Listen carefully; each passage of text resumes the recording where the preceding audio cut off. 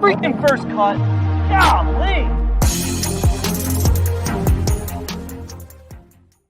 What's going on, YouTube? Rory McIlroy at the top of the leaderboard, Jordan Spieth at the bottom of it. It's your round one recap for this week's Travelers Championship. Hit the like button. Make sure you're subscribed. We'll jump into it right now. Welcome to the First Cut Podcast. I'm Rick Gehman. That right there, Patrick McDonald. And Patrick, oh boy, how about this little bizarro leaderboard? We have a couple of stars bookending the thing. Yeah, not too shabby, eh? No major hangover for Rory or Cantlay or Xander. None of them must have gotten their Gatorade in, their Advil in. And, I mean, the stars are rising to the top. It seems like every week this summer, another big name's winning.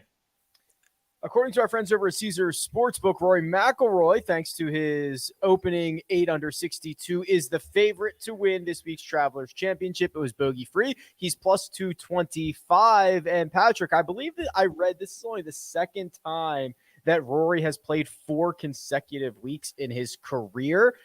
He's not tired. No major championship hangover. It looks very, very good out there.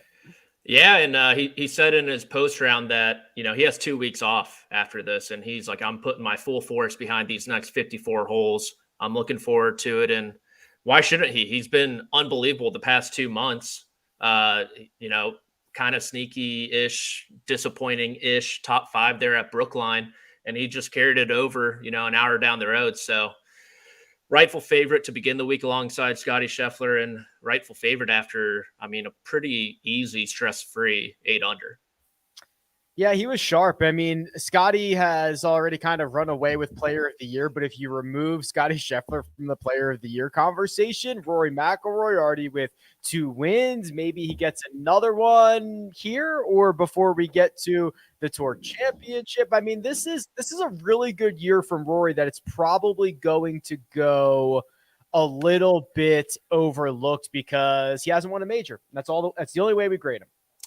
Yeah, pretty much. And statistically, starting to look like his, honestly, a little bit better than his 2014 self, where he won a WGC and 2 majors within a 3-tournament stretch. Mm-hmm. I think Jack Nicklaus told him that he was going to win 20-plus majors by the time he's done. Clearly, Jack is not the best predictor of things. But, yeah, statistically, it's his best season in quite a while, and he's got to be a bit disappointed. I mean, 2 wins, that can be disappointing, I guess, if you're Rory McIlroy, right? I mean, 21-time winner on the PGA Tour. You probably would have liked to have, you know, 1 or 2, especially a major, like you said. But yeah, it's definitely a great season, but one that we might overlook kind of when looking back at this year. Patrick Cantlay lurking, Xander Schauffele lurking. Both of them are plus 500 over at Caesars Sportsbook. Schauffele shot a 7 under 63. Cantlay wrapped up his 6 under 64. Both have had decent levels of success around TPC River Highlands, but we got that good version of Patrick Cantlay again today, didn't we? It's not one we always get, but when he's firing on all cylinders, it looks almost unstoppable. Yeah, he got the putter going for the first time in what seems like since Caves Valley, really, since that FedEx Cup playoffs. And he just has to like wake up in the morning and think, you know, it's big money season. It's right around the corner. FedEx Cup playoffs are right around the corner. I got to get things going, got to turn things around. And a quiet top 15 last week at the U.S. Open, but he's kind of a guy where, you know, when birdies are flowing, Cantlay tends to have a good time. And you know, definitely today at TPC River Highlands, the scoring was, you know, perfect and ideal, especially after the rain yesterday. And yeah, Xander hit 18 out of 18 greens in regulation, which was ridiculous. It felt like he burned a lot of edges, it looked like, and, you know, sub 60 could have been in the conversation. And so, you know, them two, Rory, you know, Scheffler's 14-1. I don't know what he's at now, probably 2 under. If I don't have a screen in front of me, but just a great leaderboard. Yeah, so we are watching Scottie Scheffler play his final hole right now. He is 2 under par, so chance he could go a little bit deeper than that. I love that they threw up the Xander Schauffele 18 out of 18 greens in regulation, and it said tied his career best. And I was like, yeah, I hope there wasn't a situation where he hit 19 out of 18. That would be pretty impressive. You can only tie that record, Patrick. Yeah, exactly. I mean, unless, Harris English might have, connected on 20 last year in the final round. You never know. Yeah, start counting the playoffs. He probably got pretty deep there. Looking a little bit further down the board here, if you want somebody that is not a big time golfer, Rory, Patrick Cantlay, Xander, Scottie Scheffler, there's plenty of value. Like I liked Cam Davis coming into the week. He's 40-1. He is only 3 shots off the lead. Now, I think it's going to be a tall task for any one of not the big four to kind of take this thing, but the odds are still very inviting with 54 to go. Yeah, and typically when we kind of see these big names, right, there's a lot of value kind of just taken out inherently. And with Rory, Cantlay, Xander, and Scottie all at the top, there's a great opportunity, I think, towards the bottom. And someone I'm looking at, he hasn't really played a lot this year because he's been injured, but defending champion Harris English, I think he's 4 under, around 70-1. He'll have the opportunity to get off in the morning tomorrow, post a good score, and set him up for the weekend. 80-1. There you go. I mean, he missed the cut at the Memorial in his first start back.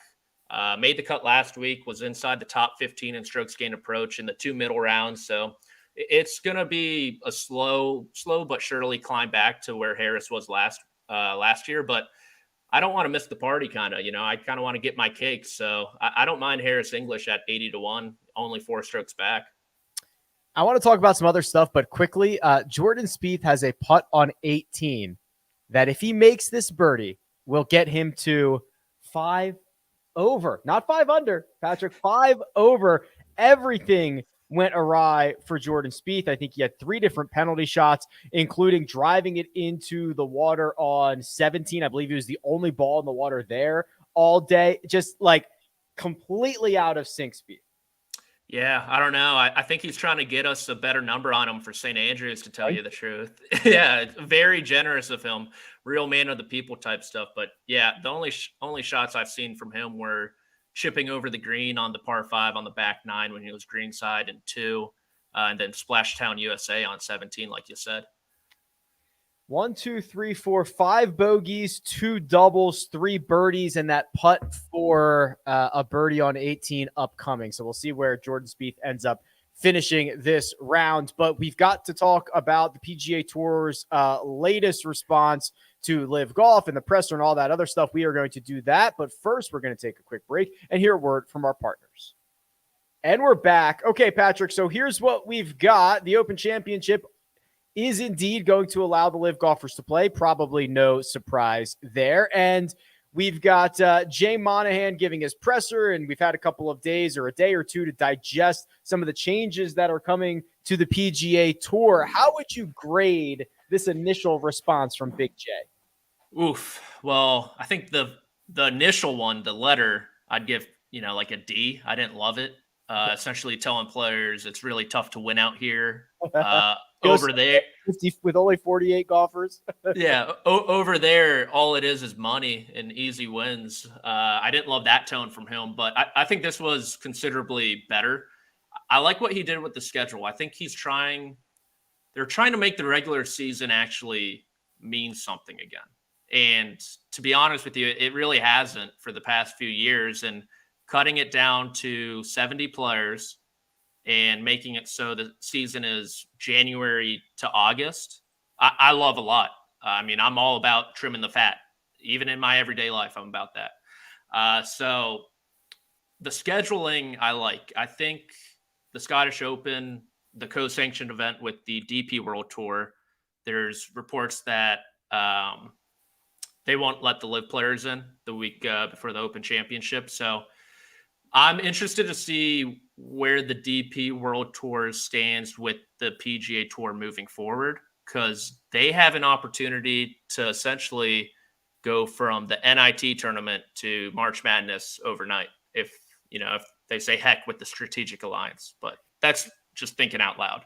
Yeah, the DP World Tour, which was on the brink of extinction in like June of 2020, now could find itself in a bidding war between the PGA Tour and the Saudis, which like I am fascinated to see how that ends up playing itself out. Yeah, but back to your original question, I definitely got off on a tangent a little bit. I think Jay did, all he could really do. I think a lot of people might have been expecting something big and flashy, but he's taking care of the big dogs, and that's what you got to do right now. Yeah, I think that, and we've known this before, making wholesale changes on the PGA Tour, it's like trying to turn around a battleship. Like, it's going to take forever. There's these things are ingrained. These events are years in the making. He doesn't have much leverage anyway, so he bumps up the purses on 8 of these events to get them into, $20 million, $25 million territory. You shrink the number of cars. It's like a B plus, right? I mean, this is a lot of what he could, like, we talk about, I shouldn't relay this back to politics in any way. That seems to go horribly on this show. But the executive action from a president. What can a president do with a pen stroke as opposed to going through Congress? Like, what can Jay Monahan do himself without having to go out and, get a bunch of sponsors and all this stuff in on it? Like, he did what he could. I don't know if it's going to work, and I don't know if it's going to stop anybody, but for the short-term quick response, this is probably everything he could have done.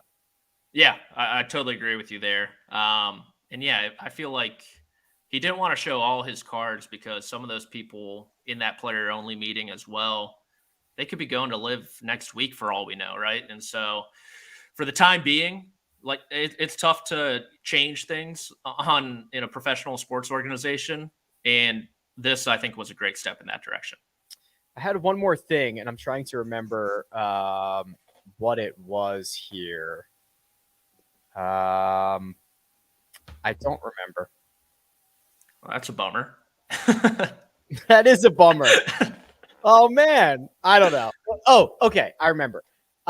This is kind of nerdy, but I was looking at like the OWGR situation for a lot of these golfers. Mm-hmm. And let's just assume that Live Golf does not get OWGR sanctioned, or it takes a year for that to come through. There's a lot of these guys that, but by this time next year, Brooks Koepka specifically, who's 19th in the world, by this time next year will be like 70th in the world. And then like a month after that will drop to like 350th if he has no OWGR events to play in. So that he's going to have to make all his hay in, 3 major championships between this time next year, or he's going to have to go grind the Asian Tour, or else it's never going to be like these guys aren't going to ever be in major championships again.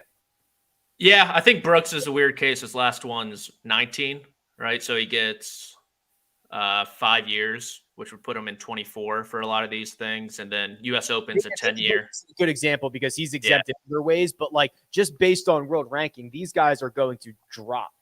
Yeah, I mean that's always been the key domino that needed to fall was OWGR, and I don't know if their way of potentially buying the DP World Tour, that rumor is that maybe they think it's not going to go their way, so they want to go through probably the only other avenue, I guess.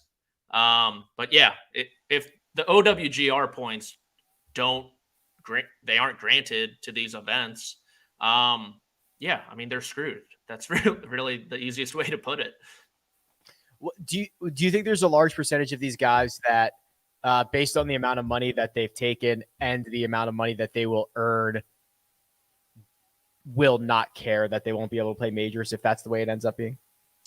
Yeah, I think the majority, to tell you the truth. I think so too. I mean, I think that going into the situation that majors could be taken off the table.